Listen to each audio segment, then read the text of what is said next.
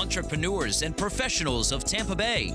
Welcome to your hour for getting the information, the tools, and the connections for elevating your business. Welcome to Getting the Edge with Kelly Wilson.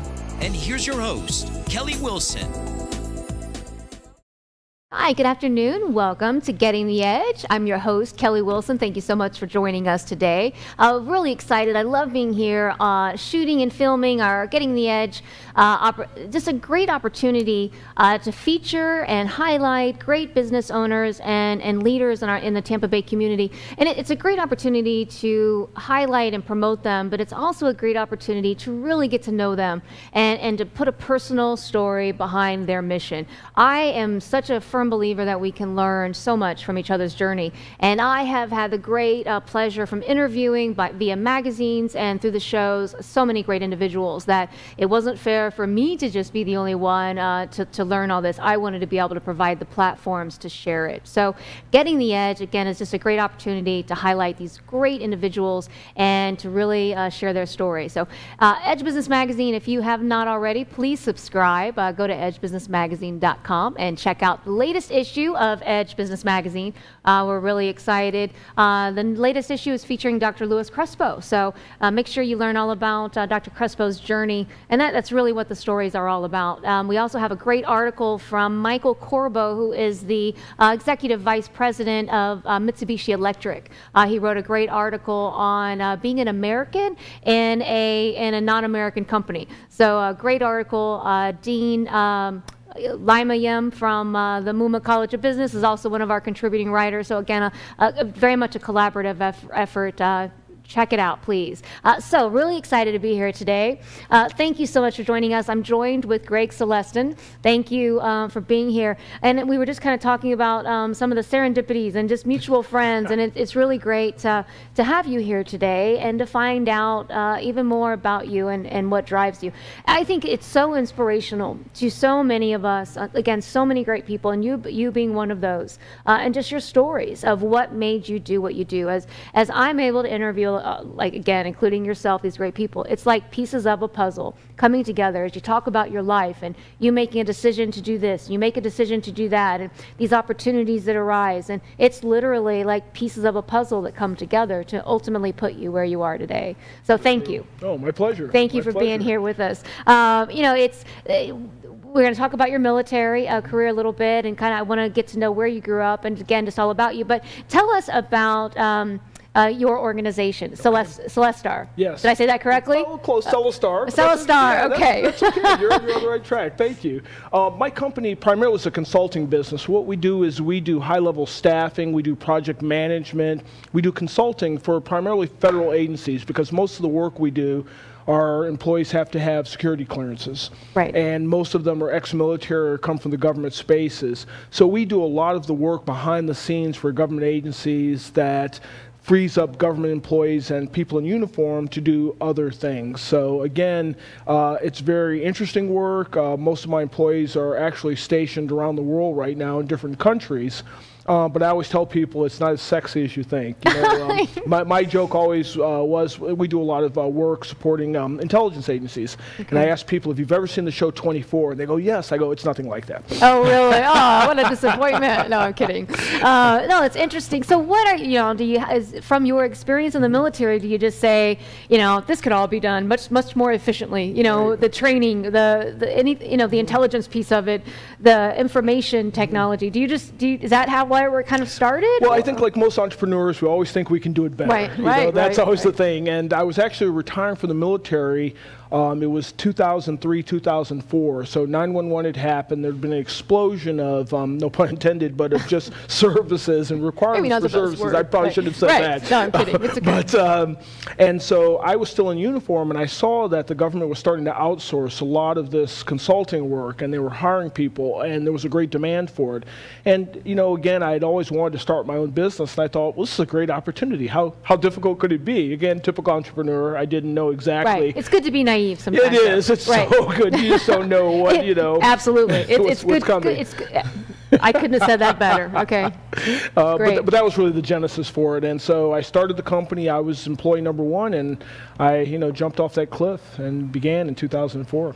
So 20 years you spent in the military, is that correct? So through that, and I want to get into that a little bit as well, but did you, like, as the years, because you actually launched your organization before you officially retired. So, you know, is it something that was just, you know, inside of you waiting to come out? Or, you know, did you know early on you always want, you know, you're going to do this and then the next chapter is going to be your own business? Or when did you know that you wanted to have your own company? I would say really in the last 5 years of my career, I love my time in the military, and I could talk about that later, but we, you know, my family arrived here in 1999, and about that time we'd been moving every couple years. My daughter was 7 at the time, and this was probably her 3rd or 4th location, and we settled into the Tampa area, and I loved the area.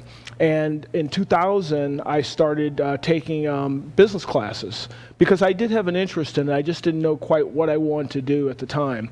And the more I delved into it, the more I realized this is something I could do. I'd love to run my own business, be involved, the building, the creating, that part really intrigued me. And then 9/11 happened, and I was deployed, so I had to stop taking classes. So, you know, I started the company, I formed a company in 2001, and then it sat dormant until I actually retired from the military in 2004.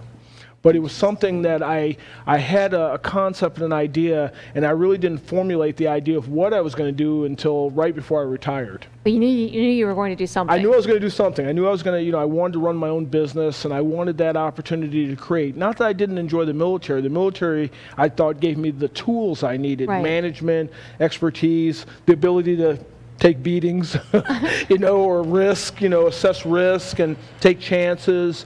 Those are things, you know, all entrepreneurs you need to have. And so the military prepared me for that. Didn't prepare me for some of the other things, which we can talk about later, but it definitely gave me that start I needed. Well, you know, we talk, well, I think with Tampa being kind of a military-oriented community, we talk about transition and those that are retiring from the military, and then how do they transition the most effectively into the workforce. And with many of, I don't really know statistically what percentage open their own businesses, but do you feel that the military then is a good training source for independent business ownership? Or more, it's because it is so group effort. And business ownership initially is not until you build a team. So what do you think there? I'm a firm believer because we spend a lot of time on management and leadership. And what you find in business, and it's the same thing I found also in the military, is a good percentage of your time is leading people, managing people, coaching, inspiring. And those are all the things that we do in the military. In the military, you're dealing with problems, a lot of times in very stressful situations with people who are going without sleep, without food, in some cases hostile fire. So you learn how to adapt to difficult situations. That's I get it. You hit the key, and I tell people it's that adaptability. You have to be adaptable. The military doesn't teach us everything we need to know for every situation. They give us a box, and then they tell us a lot of times you may have to, you know, I hate to use the cliche, think out of the box, but it prepares you to, again, you can use, you're only given maybe 40 or 50% of the information you need. Now go make a decision and go make it happen. So, you know, it prepares you well. Actually, that makes perfect sense. Then I can see that actually being very beneficial, because with business ownership, and I talk like as I build my team, that, you know, we're actually building the plans as we go. Absolutely. You know, we can only lay the groundwork to an extent, and then we're going to have to tweak and be adaptable and be ready to change and adjust wherever we need to. So that makes perfect sense. Yeah. So okay, let's talk then about your military experience and a little bit about that. So over 20 years, right, into the military. What was your position within the military? So I started out when I graduated from West Point. I was an artillery officer. And let's just talk about that for a moment. So West Point, like that is amazing. I think we're gonna stop and take a break pretty soon. Let's stop and take a break, but we're gonna. I want to talk all about West Point and that experience, because that's an accomplishment by itself. That's amazing. Okay, so don't go anywhere. We'll be right back with Getting the Edge.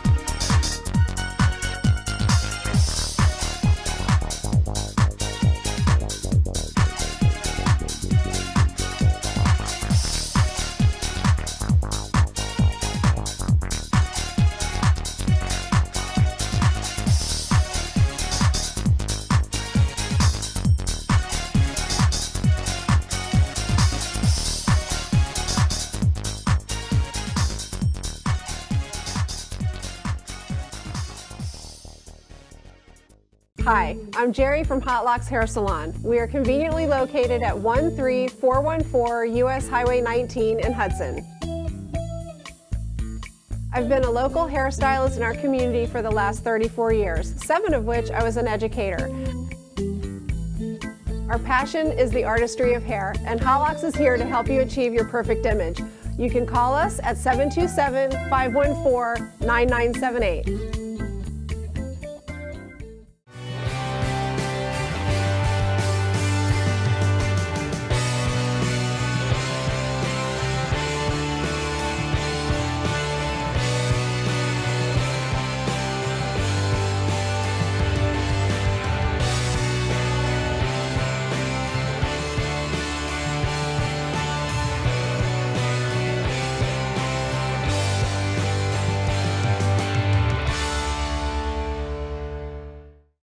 Welcome back to Getting the Edge. Thank you so much for joining us today. I'm your host, Kelly Wilson. Excited to be here at, always excited to film Getting the Edge, and excited to be joined by Greg Celestan. Thanks so much for being my guest today. We're excited to find out all about you and really just all about all your accomplishments. I haven't even begun to talk about your involvement in the community and just everything. Again, it's an honor to have you here with us. We are at the Great Mediterranean Grill, Genghis Khan restaurant. If you're in the Tampa Bay community, come and check it out. Tell them that Edge sent you. But delicious Mediterranean cuisine. So come and check it out, and make sure you check out edgebusinessmagazine.com for additional information on how to subscribe. So right before we went to break, we mentioned briefly West Point. Yes. And you know, that is tell us the process of going to West Point, because I know not everybody gets to go there. Oh, okay. Well, actually, in the last couple of years, is that you have to get a nomination, a congressional nomination. So the last 3 years, I've actually been on Senator Rubio's board, selection board, nice. for West Point. But basically, you have to start an application with the Academy. And then once you start the application process, and this is how they kind of narrow it down, that opens up a window, and they start getting all of your grades, your transcripts and everything. But then you have to get a congressional nomination, either from a congressman or a senator. And then from that pool is what they actually make the selection from. Then you get a physical, you have to do, certain skills training. They just want to make sure that you can meet the physical demands, and then they make the actual selection. And it's pretty competitive. It's gotten more competitive now. It's amazing. It's Ivy League level of competition. And when I went to West Point, they admitted, my class started with 1,560, and we graduated about 900 and some. So you lose quite a few from people who, just don't know what they're getting into for the most part. And it's not just only academic then, it's a physical Absolutely. It's the physical side, the military training. So we all, when I went, we all had to get an engineering degree. They've since changed the requirements. You have to play sports. You have to be involved in activities. So it's very challenging, but they're preparing you to be a leader in the Army. And so they intentionally make it very challenging. We have classes 6 days a week. We take 21 credit hours, a quarter, a semester. And so it is Army focused. So everyone, yep. Everyone who comes out receives a commission as a second lieutenant in the United States Army. Primarily, most of the people graduating go into the combat arms, either infantry, artillery, armor, aviation, defense artillery, because that's what they're preparing you for. And so all of the training is geared toward that too. A lot of, as you can imagine, heavy on leadership training. First, you learn to work with your peers and the underclassmen too. So you're in leadership positions most of your time there to help prepare you for when you graduate. Right. And that, I would obviously, being in a West Point graduate, I would think distinguishes you as a leader, really to stand out in the Army. So wow. Yeah, it's pretty intensive training. So we do it. It's a small group. So that's really more than anything, and the networking aspect of it, because in the ROTC program, each school will kick out maybe at best 20, 30, maybe even 50, whereas we come out as a cohort of 900 plus every year, plus you have the ties to the previous classes. So it's, that more than anything else, you form some pretty strong ties. And matter of fact, the incoming Special Operations Command commander, Rich Clark, is my classmate from West Point. So we have a lot of connections, people throughout there. Well, so let's talk a little bit about your military career. We talked about 20 years of being, now, and what was your focus? So how after West Point then, well, we'll back up a little bit before that. So where did you grow up? Niagara Falls, New York. Oh, really? Actually, yeah. It was my family. My parents were originally from New Orleans, Louisiana, but my dad moved up to Niagara Falls in the 50s because that's where the work was. Sent from my mom. They were high school sweethearts. They got married in Niagara Falls, and they stayed. And they both worked for various, companies in Niagara Falls. And I still have not been there. It has to be on my list at some point. Well, you know what? There's a reason it's the honeymoon capital of the world, because the reason is once you see the falls, there's nothing left to do but go back to your hotel room. It's pretty boring and dead. Is that right? It's pretty dead. It's a little small town. There's not much there. Other than the falls. And other than the falls. Right. And so my goal in life was to get out of Niagara Falls. I was going to go one way or the other. Now, were your parents military oriented anyway? No, I mean, my dad did a couple years at the end of World War II, but they really didn't push me in any direction. They wanted me to go to college, and they really didn't have a lot of money saved for me, so I had applied for, I wanted to have a military career, so I applied for all of the different ROTC scholarships. I actually, something a lot of people don't even know, and then in a final fit of I wanted to get out of Niagara Falls, I enlisted in the Marine Corps, because the Marine Corps had this special program that if you enlist and you do some service, they'll pay for some of your schooling and prepare. So I had options in case I didn't get an ROTC. Now your Army buddies are probably going to they give you. Yeah, why did you do that? Right, they're going to use that against you, I'm sure, right? But I was going to get out of Niagara Falls. One way or another, right? And I wanted to serve in the military. I knew that, so it's kind of agnostic. So, but then I got the appointment to West Point, and I was ecstatic. And so I have actually a discharge certificate from the Marine Corps. When I got my appointment to West Point, they discharged me from the Marine Corps. That is amazing. Okay, so you actually did take that that route, like you were going to do that. I was going to go either way. And then I went to West Point, and that was a great. I mean, my time at West Point was fantastic. I had 4 years there. I can imagine. The tight friendships, and also I learned a lot about adversity because I went to a high school where I was a great student, but I didn't realize it was a very weak high school, and I didn't realize it until I went to West Point. And all of a sudden I was thrown into a school where I had to take calculus and differential equations and thermal fluid dynamics. I'd never heard of those subjects before. So, I mean, it was a challenge. It was a challenge, but I knew I had to go through that in order to get to the other side. I wanted to get a commission and be an Army officer, so I just, I gutted it out. And I knew I didn't want to go back to Niagara Falls, so it was a powerful motivation tool for me to just stick with it. And so I learned a lot, and so that really, coming back to my business career, a lot of times I face these obstacles and I look back and I go, you can do this. Right. You've been through this before. It's okay. You just have to put your head down, take it a step at a time, and you'll make it through. So it really prepared me. In interviewing and getting the opportunity to hear many stories, and then, that you have so many, I think, in our community, not so many, but there's a difference between those that are motivated to get out of where they grew up and to really make an impact in the world, and they dash out of the gate, on this mission. And it's interesting to me what differentiates those that do that from those that don't. Right. And I don't know. I don't know that any of us know the answer to that. But because somebody will say, well, did you have parents that influenced you, or parents that instilled within you greatness, and that really motivated you, to be this great leader? And the answer is no. I think many of us did not. So it's interesting to kind of find that differential that. I don't know. Were we self-motivated? Right. I follow you. I'm still curious, or I guess trying to find the right question to ask to determine what that, were you self-motivated? What was it? Because I many times I'll ask, were your parents business owners, or were they? And a lot of times they were not. Right. So I guess a lot of our self-motivation is wanting a better life.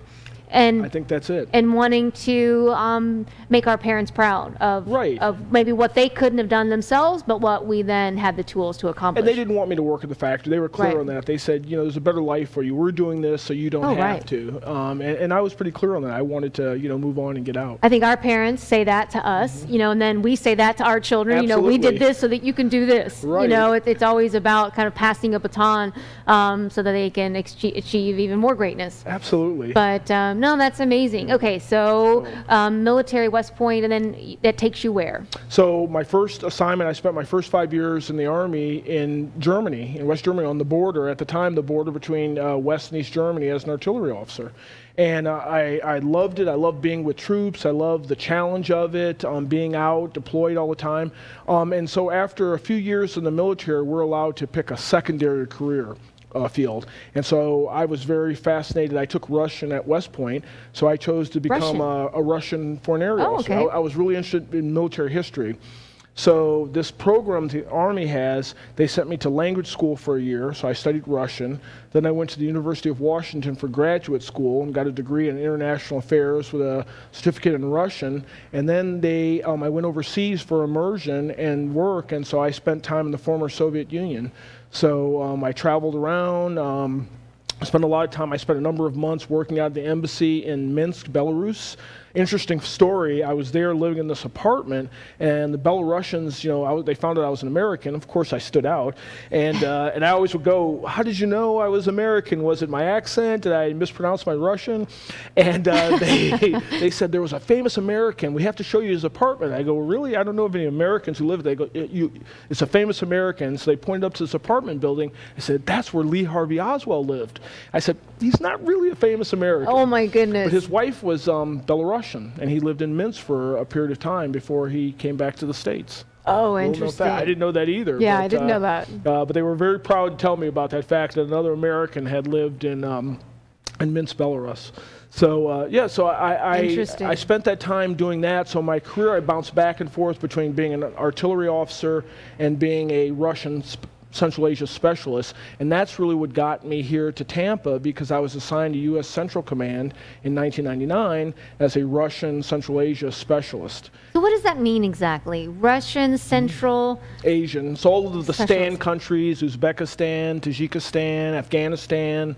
We learn the culture, the language, the military. We act as so you become an liaisons. expert in those regions. So to speak, right. And so I used to travel with General Zinni, who was the Central Command commander, when he would travel over to the stands.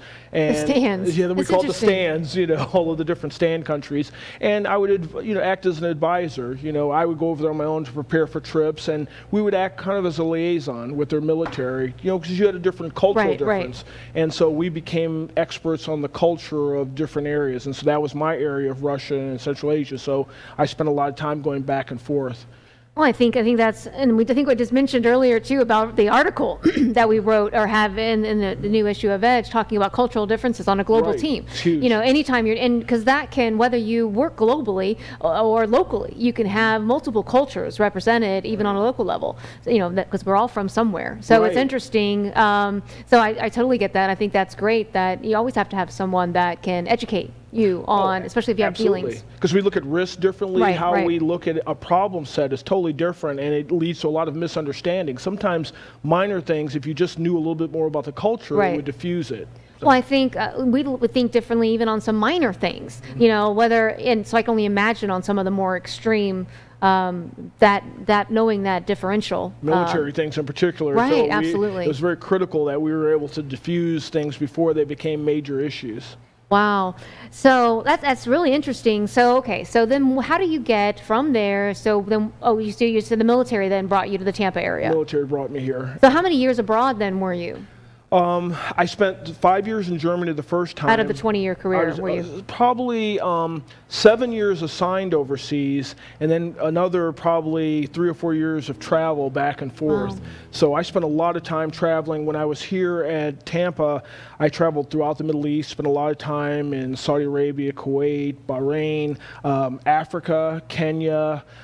So I got to do a lot, and I love traveling, and I love to meet other cultures. So for me, it was fascinating. I love doing it. Right. No, it sounds exciting. Okay, so then you get to Tampa, and then what makes you decide to stay in Tampa? And obviously, Central Command, I know, is here. Is that correct? At MacDill? That's where I was assigned. And then, and I know our weather's beautiful, so maybe a mixture of both would entice you to stay. You didn't want to go back to Niagara Falls. No, I wasn't into that. Well, and my daughter, at the time, she was old enough. She embedded here. She ended up graduating from Academy of the Holy Names. Then went off to college and then law school.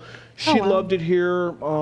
My wife at the time was originally from Fort Myers, was a USF grad. Nice. So, you know, for us, we came back to a location that made sense for everybody. Right. You know, it was home and the weather's great. The community is very welcoming. There was a large military presence here. So it just, you know, it all worked out. It is a very military-oriented community, isn't it? It seems that way. No, and again, I think when we started talking, we talked about pieces of a puzzle coming together, and that's exactly as you share your story.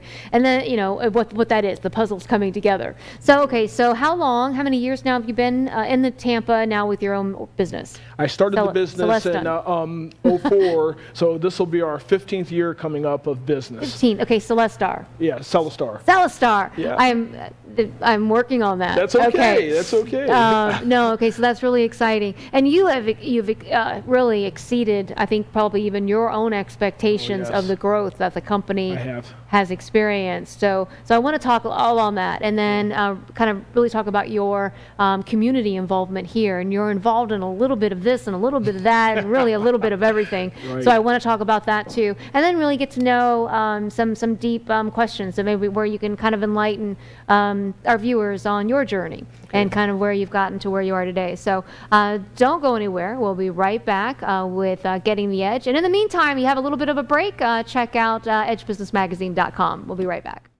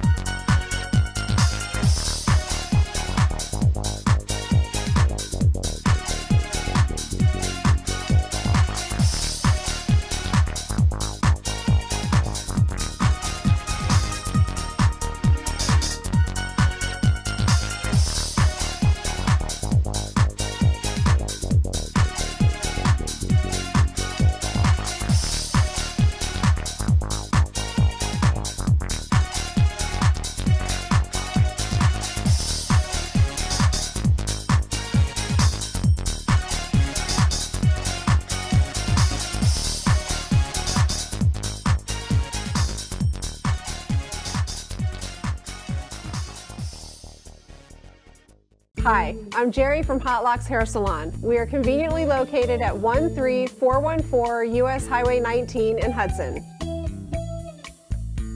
I've been a local hairstylist in our community for the last 34 years, 7 of which I was an educator. Our passion is the artistry of hair, and Hot Locks is here to help you achieve your perfect image. You can call us at 727-514-9978.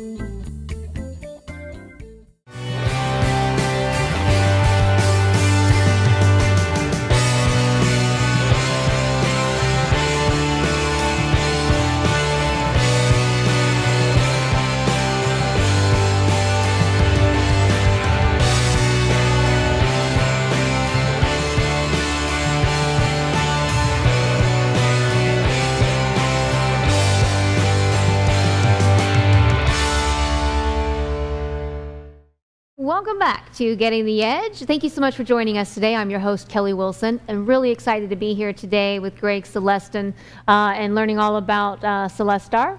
So I'm really excited. You are an amazing, really honored to have you here. So thank you for sharing your story.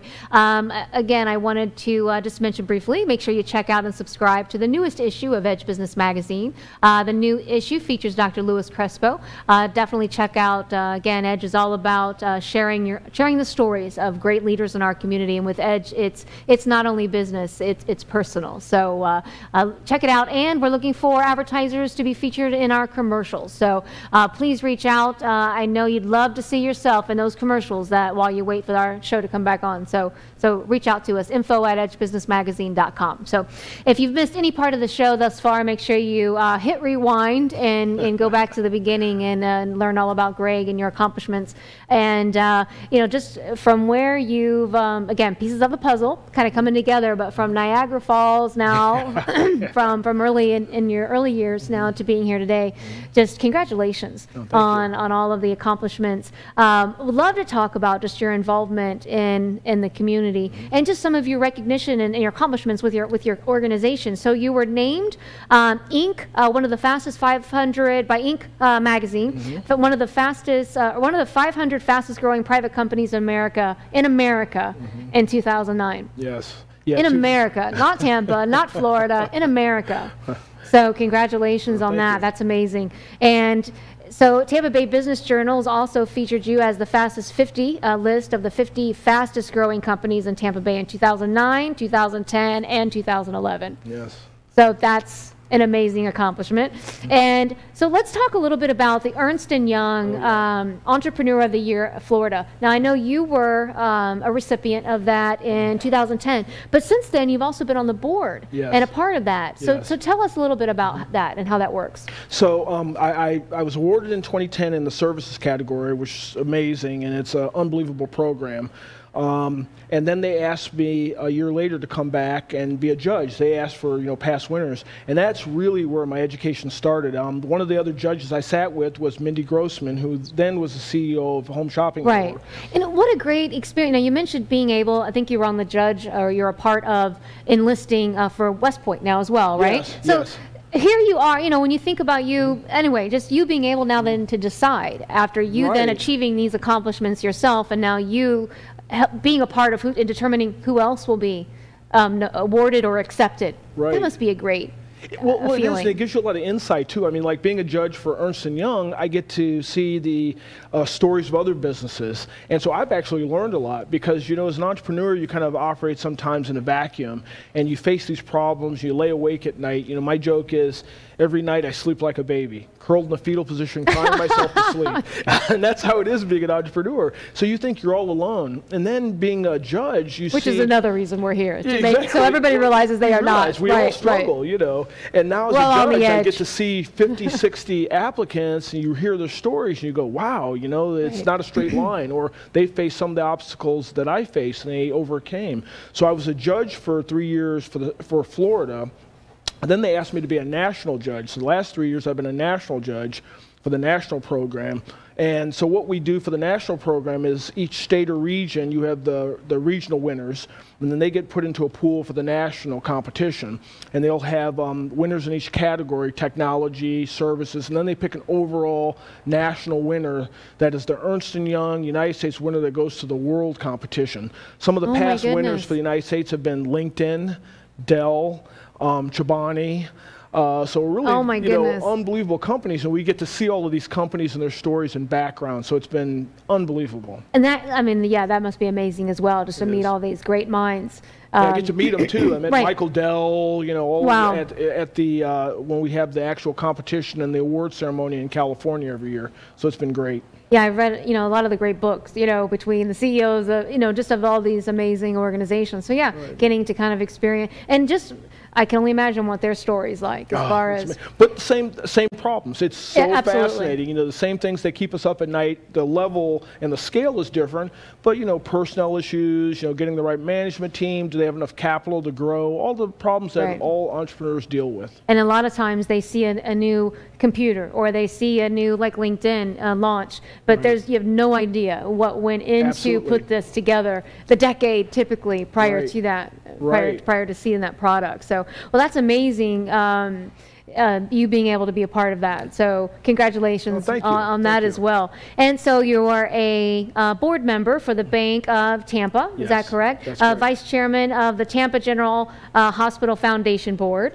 And you were appointed just recently by Governor Rick Scott for Enterprise Florida and the Space Florida boards. So tell us a little bit about that. Enterprise Florida, I'm familiar with, but enlighten us a little bit about Space Florida. Yes. Yeah, that's interesting too. I didn't realize the appointment came with a seat on both boards. So Space Florida is the entity that owns the real estate basically at Cape Canaveral. So when SpaceX or Blue Origin, if they come to Cape Canaveral and say, we need a $20 million launch facility, Space Florida, as a government private entity, then goes out, issues a bond or gets a loan, builds the facility, and then leases it back to the commercial entity so that they don't have the actual infrastructure on their balance sheet. Oh, so they manage all the infrastructure there. So it's been fascinating to work with them and learn about what they've done and what an economic engine that is, really. That they've rebuilt it after the shuttle mission ended and a lot of the jobs were lost, and they've now built a whole commercial infrastructure and enterprise there on the other coast. So it's been great. Wow. And Enterprise Florida is obviously an organization that is really to bring in foreign investment. Economic development for the state of Florida. Right. And the new governor, DeSantis, has just recently made some changes with Enterprise Florida? Yeah, so the new CEO is actually Jamal Soul. He used to be the chief of staff at the port. Right. And I got to know him there because I used to be a commissioner at the port. My term just ended, and the governor appointed me to Enterprise Florida and Space, but for the past 4 years, I had been a commissioner at Port Tampa Bay. That's amazing. Okay, and then Tampa Bay Hall of Fame. Oh yeah, that was great. Oh, Tampa Bay Business Hall of Fame. Yeah.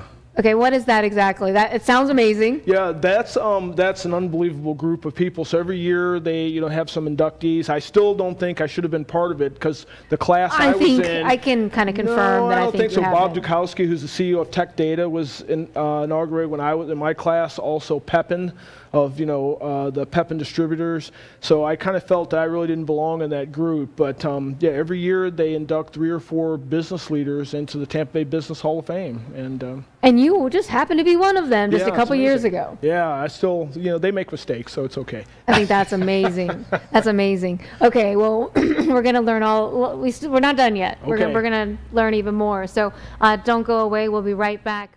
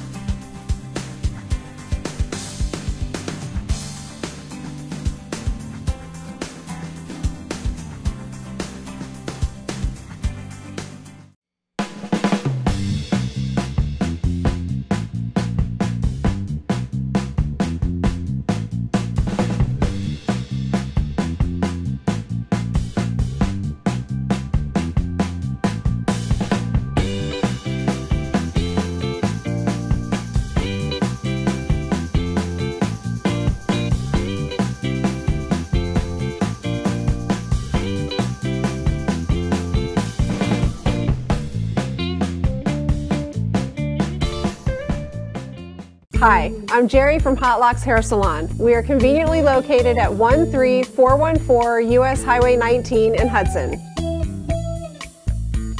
I've been a local hairstylist in our community for the last 34 years, 7 of which I was an educator. Our passion is the artistry of hair, and Hot Locks is here to help you achieve your perfect image. You can call us at 727-514-9978.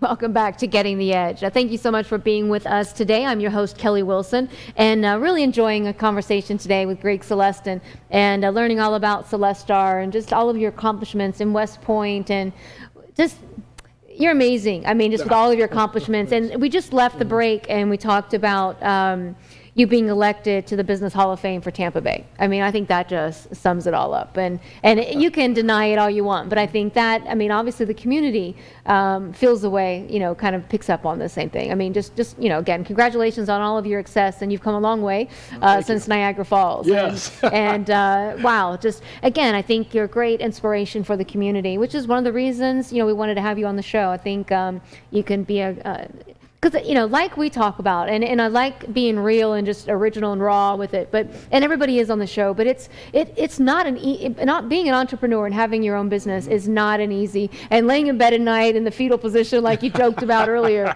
is a real thing. You know, it's one of the reasons why Edge is Edge. You know, we're all looking for our edge to stand out amongst others and to be kind of recognized, but we're also, we all feel like we're living on the edge. So true. You know, and it really is. Actually, I've recently found melatonin, and that is like my best friend anymore. And so my sleeping time is a lot better. I wish I would have found that a long time ago. But it does, you know, when you lay down, it's all of a sudden now all the things you didn't worry about earlier in the day, you're now worried about. Especially at 3 in the morning, that's the worst. You get up, you know, and go to the bathroom, and then you can't go back to sleep because you start thinking about something. You know, and it's great to know that I'm not the only one that does that. Happens a lot. And really, by surrounding myself with all these great people like yourself, I mean, you realize that you're just not. And that is another reason, you know, the Getting the Edge is so important to me, being able to provide these platforms where we can share, because we all are going, you know, if you're an entrepreneur at heart and you're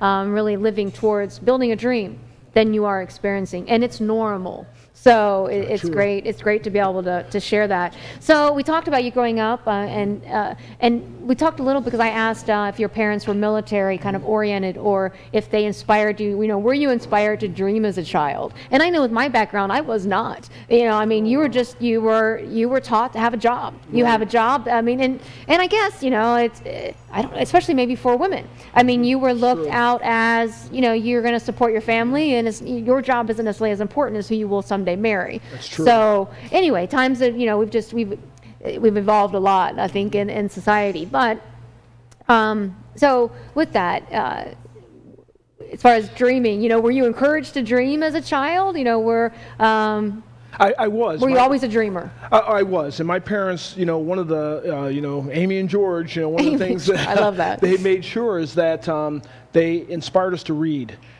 Every birthday or Christmas, we received books. And that was one of the things, that probably the greatest gift that they gave to my sister and I, is that, and both my sister and I went off to college and got graduate degrees because they did inspire us to, and they were very clear on not setting boundaries. You know, if we talked about doing something, then we would, oh, that's impossible. They go, no, don't say that. You know, you're self-restricting yourself. You can do whatever you want. You just have to make a decision. This is the direction you want to go in, and go. So they did inspire us both. They were very good at making sure that we never felt that there was anything we couldn't do, but they did make it clear that you better do something. You know, right. You're not going to stay here and just hang around. You need to, you know, set your own path and then follow it. I love that. And, you know, people will ask me, or they'll comment to me, well, how did you do what you do, or how have you accomplished what you've accomplished? And they'll say, well, I wasn't encouraged as a child, so I just didn't know to do any of these things. And I just, you know, my response is always, you know, I wasn't either. I mean, you know, you don't need to necessarily, and that goes back to the question I asked earlier, what is that self-motivation,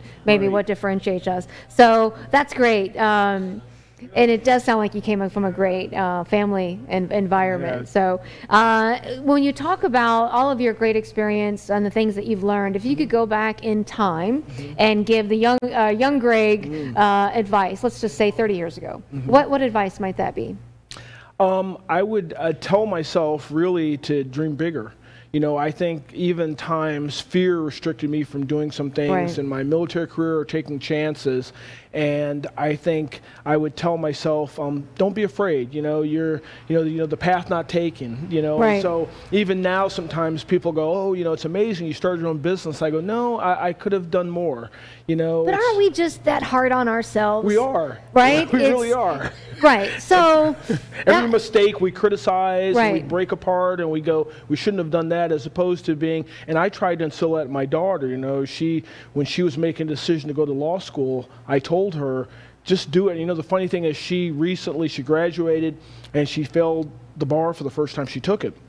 And it was the first time in her life that she really had faced, you know, you've always been a straight A student, honor student, and I told her that's the best lesson you'll learn. Get used to failing. And she's like, what? I go, no, this is part of life. This is part of the process, growth. And now that you've done it and you realize the sun came up the next day, your life didn't end, right? So, you know, go on. I'm going to mess this up. I love quotes, but I always mess them up. I'm surprised earlier I got the, anyway, it was a Henry Ford one. I think I quoted right. Anyway, but I'm always messing them up. But there was a golfer that said something about that he never learned anything from the shots he won, or something like that. He always learned from the mistakes that he made, and so it's true. We learn more from, and I think our trials and tribulations and just that effort that we put in. But if success just continues to blossom and blossom and blossom, if we don't have, a lot of times we learn a lot from the obstacles and the challenges. So there's a great quote, and I know I can't remember all of it, but it's a Michael Jordan quote, and he talks about, you know, 300 times I was given the opportunity to make the game-winning shot, and I lost, I missed, and I took this, I did this, and he goes, I failed over and over and over again, and that's why I was a success. Right, I love that. Because it kept forcing him to try harder. But I think it also makes us realize that there is no perfect, 100% foolproof, you know, or error-proof method of doing anything, and you don't want it to be. You want to welcome the disappointment sometimes, or the challenges, and as we stay course and we look back and reflect on them, we realize they were part of the path, part of the puzzles. You know, absolutely. Puzzle pieces coming together, because that's how we learn. And I focus, you know, when I talk to people about it, I talk more about the failure than the success, because success is easy, but I tell them about how I went to South by Southwest, I don't know, it was probably about 8 years ago, and I got this idea that I was going to build a software tool to help the business, and I sunk a couple $100,000 into it, and it, you know, was horrible, you know, I shouldn't have done it, I didn't know what I was doing, and I failed, but I learned a lot from that, you know, and so when the next opportunity came, someone wanted me to invest in something similar, I knew enough to know that this wasn't for me. But if I hadn't gone through that process, I would have always thought, well, I could do this, it's easy. And so, you know, that failure helped me. Little things like that have helped, you know. Or it could have been an opportunity where you said, well, it won't work like this, but if you do it like this, then maybe it would. At least in my opinion, you know, if you you know, differ things a little bit. So you've obviously, again, we talked about the great growth and just success that you've had thus far with your organization. What has been your biggest, what tips can you provide to our viewers as far as building a team? You know, what, in your opinion, how do you do that? What are the great characteristics to look for? Well, you know, I would say that I always tell people you don't hire people necessarily for skill. I hire people for the cultural fit.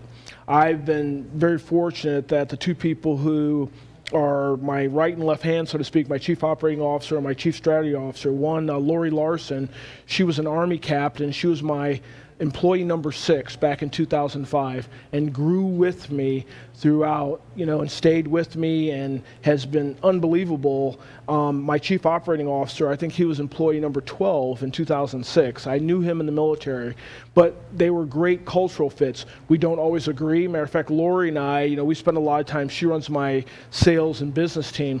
We have knockdown, drag-out fights, and people sometimes walk by the office and they go, oh my God, they're fighting. We go, no, that's just a typical business meeting for them. But I love them for that because they keep me honest. They're not yes people. I was just going to say and those are the type of people you want who are willing to stand up and say, hey, this is a bad idea and here's why. Or we need to go in this direction and here's why. Well, you don't always want somebody just agreeing with you. You want their input and you know, we don't, none of us have all the answers to it all. So we surround ourselves, with those great people that can help provide us with their opinions and what they the path that they think is right. So that's great advice. Thank you. What when you look back, what is the best advice that you've ever been given? Did somebody tell you the one thing once that just really stood out that is stuck with you to this day? Absolutely, and I actually learned this from one of my military leaders, and I use this quote all the time: people don't care how much you know until they know how much you care. You know, you have to take care of your people, and that's really my focus. Everything else kind of is secondary, because almost every business is a people business. I'm in a service business, so obviously, you know, the people I have. So it's led me to make certain decisions that probably weren't the best financial decisions, but I've learned time and time again that's like one of the things we've done from day one is our medical insurance, our dental insurance, we pay 100% of the premium for all of our employees. Oh, wow.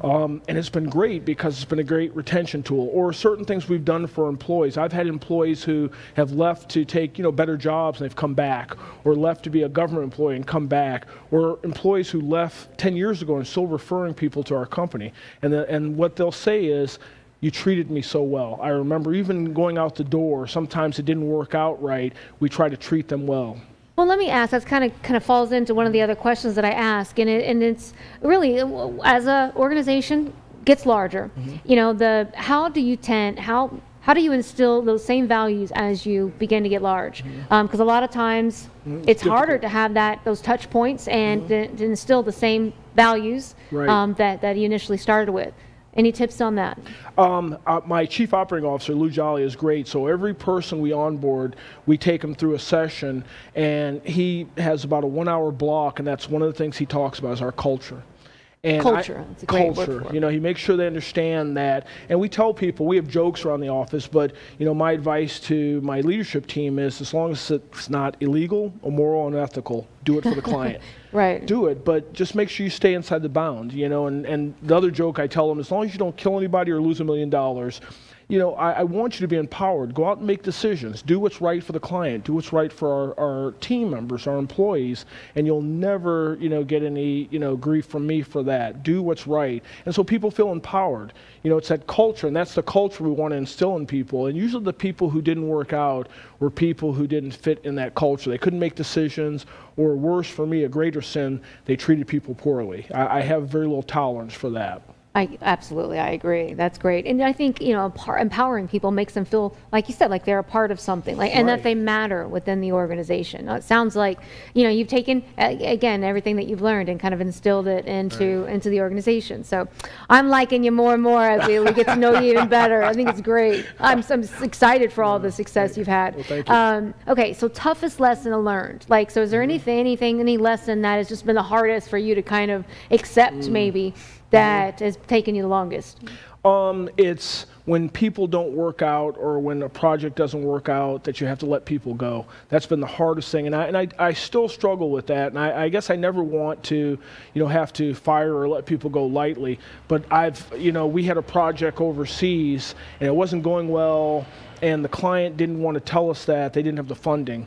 And I had these employees, and I kept them on board, and we were just losing money. And I look back on that, probably the toughest lesson I've had is just, you know, I had to look at the business aspect sometime and say, there comes a time when you have to cut it loose, and that's still hard for me. That was probably the hardest lesson. I should have, and even though, you know, my comptroller and my chief operating officer were telling me we got to stop, and I just said, a little bit longer, you know, it'll turn a corner. Well, you seeing the best probably in the situation or in the people that you were working on, wanted to give them the benefit of the doubt, kind of. Right, you know, and I wanted to help them, and I wanted, you know, and they believed in the project, and I believed in it, even though my common sense and business sense told me that your gut was saying, this is not going to work, but I didn't want to. So that was probably the hardest lesson learned, is knowing when to, you know, the old joke, if you're in a hole, you know, stop digging, and that's probably the thing I should have done. Right.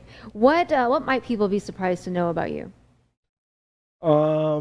Be surprised to know about me. I don't know. I'm probably pretty much an open book. You know, I mean, my daughter would probably tell you that she thinks I'm a softie at heart. For a military guy, she always, we have some great conversations, because my daughter is probably 180 out from me. I always joke, she is going to take her law degree and she's going to be tied to the bow of a Greenpeace ship, or she's going to be saving spotted owls somewhere. Oh. So, you know, and I take a little more militant approach. So probably, you know, I probably would, a good movie, I'd probably cry if, you know, that scene if someone's dying, a buddy movie, that'd probably be something people would be surprised to know. My Army buddies would probably, you know, take away my man card for that, but that'd probably be the thing that would be a secret. All right, we're not going to let them do Yeah, that don't let them know about that. No, we won't share that part. So do you have a favorite quote? Yes, I have a bunch of them, but it's hard to choose. It's hard. We do a lot of charity work and giving back, and one of the quotes, we actually have a poster on the wall, is service is the rent we pay for the privilege of living on this earth. Service is the rent we pay for. It was Maya Angelou who said that. I like that very And much. so I tell people that too. We have an obligation to give back and do something. We're very privileged and blessed to, you know, have the careers we have, and so we need to give back. Right. Well, I think that's a great kind of motto to live by. Goodness, I think I could talk and ask questions all day long and really just and dive into. Really, congratulations on all of the success that you've had thus far, and just again all the nominations. And if you missed anything that I talked about as far as everything that Greg has accomplished thus far, and I really look forward to watching you in the future, because I'm sure you know, goodness, you've just begun, and I look forward to continue watching your continued success. So. What is the website where people can find out more information? www.celestarcorp.com. Great. Well, thank you so much for being with us today. My pleasure. It was great to have you on the show. Again, check out edgebusinessmagazine.com. Be sure to subscribe to the newest issue of Edge Business Magazine today. We'll see you next week. Thanks for checking us out on Getting the Edge.